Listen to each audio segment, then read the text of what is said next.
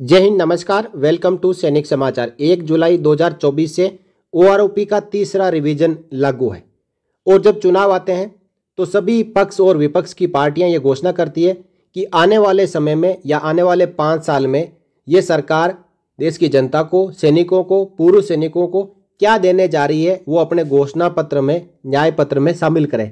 लेकिन ना तो बीजेपी ने और ना ही कांग्रेस ने इस बात को शामिल किया है कि ओआरओपी 3 हम आपको 1 जुलाई 2024 से दे देंगे। देखिए, 19 अप्रैल 2024 को दैनिक भास्कर हिमाचल में एक बहुत ही शानदार खबर छपी है। प्रदेश के 1,60,000 से ज़्यादा पूर्व सैनिक 2019 के संशोधन के बाद अभी तक न तो मिला एरियर और न ही मिला ओआरओपी का लाभ।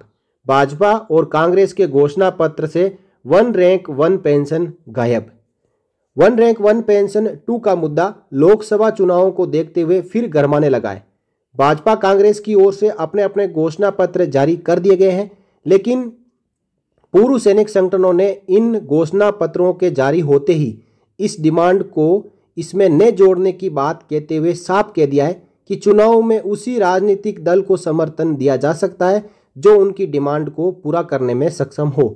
दरअसल प्रदेश से 1,50,000 से ज़्यादा तीनों सेनाओं और पैरामिलिट्री फोर्सेज में सैनिक कार्यरत है, जबकि 1,60,000 से ज़्यादा पूर्व सैनिक और वीर नारियां हैं जिन्हें इसका लाभ मिलना है और ओआरओपी 3 का भी लाभ उनको मिलना है। वर्ष 2014 को केंद्र में भाजपा की सरकार बनते ही इसे लागू किया गया था। 2019 को फिर से इसे रिव्यू किया जाना था। उसके बाद जो चार्ट जारी किया गया उसमें देश भर के पूर्व सैनिकों ने विसंगतियों की बात कहते हुए इसे अस्वीकार कर दिया था, जिस कारण अभी भी उसका एरियर और उसे पूरी तरीके से लागू नहीं किया जा सका है। ये मामला कोर्ट तक भी पहुंचा। जंतर मंतर पिछले 1 साल से पूर्व सैनिक इस मांग को लेकर धरना भी देते रहे। यहाँ तक कि प्रदेश भर के सांसदों के माध्यम से ज्ञापन भी सौंपे गए, लेकिन बात फिर भी सिरे नहीं चढ़ पाई। और अब लोकसभा चुनावों को देखते हुए घोषणा पत्रों में पूर्व सैनिकों की इस डिमांड को स्थान न मिलने से वे सक्रिय हुए हैं। वन रैंक वन पेंशन 2 2019 के संशोधन के बाद अभी तक भी पूर्व सैनिकों को ना तो लाभ मिला है और ना ही इसका एरियर। दोनों पार्टियों के नेताओं से मिल चुके, लेकिन पूर्व सैनिकों की मांग को घोषणा पत्र में नहीं दी जगह।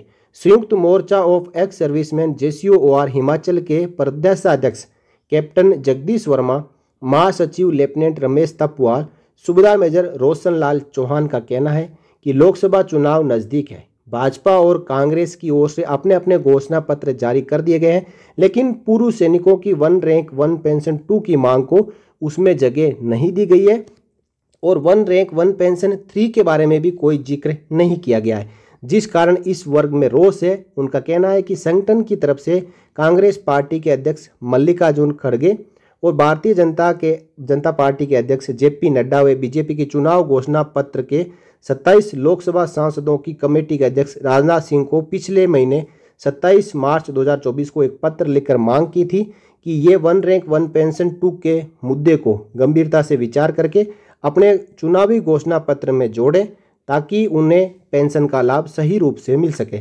लेकिन उन्होंने आगे बताया कि दोनों ही पार्टियों ने अपने लोकसभा चुनाव के चुनाव घोषणा पत्रों में पूर्व सैनिकों के इस मुद्दे को उनके बताने के बावजूद भी नहीं जोड़ा गया है।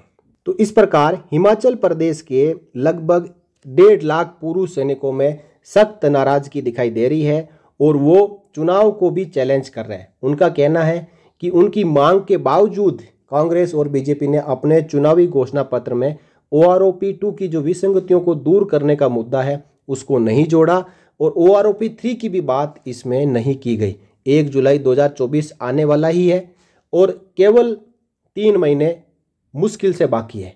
इसके बावजूद भी ओआरओपी 3 के ऊपर भी कोई चर्चा नहीं चल रही है। जैसे ही इलेक्शन खत्म होंगे, काउंटिंग होगी और अगले प्रधानमंत्री की घोषणा होगी, उसके 1 महीने के बाद ओआरओपी 3 भी लागू होनी है, लेकिन ना तो PCDA, ना CDA, ना CGDA और ना ही MOD की तरफ से इसके ऊपर अभी तक कोई विचार विमर्श करना शुरू किया है।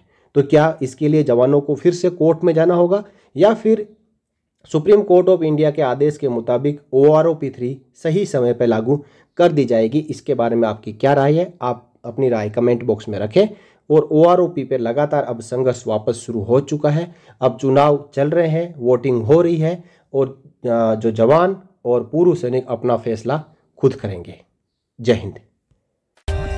For more updates, subscribe to our channel and enjoy watching the videos.